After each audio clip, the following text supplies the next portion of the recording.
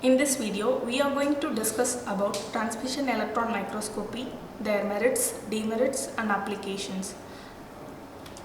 Transmission electron microscope is a surface imaging device which utilizes energetic electrons to provide compositional and crystallographic information of the samples.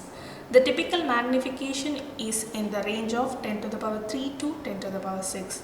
TEMs can produce high resolution two-dimensional images useful for a wide range of applications. Principle: in transmission electron microscopy, high energy electron penetrates the thin specimen and the transmitted electrons are then focused by appropriate lenses in order to get the image of the specimen. The spatial resolution of TEM is much better than the light optical microscope because the wavelength of electron is shorter than the visible light.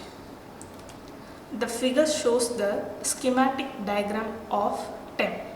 The instrument comprises of three main parts: illumination system, the specimen stage and the imaging system.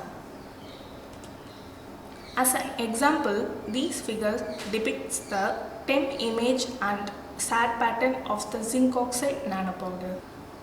Merits: with modern TEM having resolution approximately 0.2 nanometer, it is even possible to image individual atomic planes or column of atoms. Unlike light microscope, in TEM, the wavelength of illumination produced by an energized beam of electrons increases greatly the resolving capabilities. Disadvantages: preparation of sample is a difficult process. Applications of transmission electron microscopy: this technique is used to examine the specimen structure, composition and properties in submicroscopic levels. The TEM is used for testing the ultrastructure of metals, and study for material identification, crystal orientation, lattice constant and defects can be done using SAT pattern. Thank you.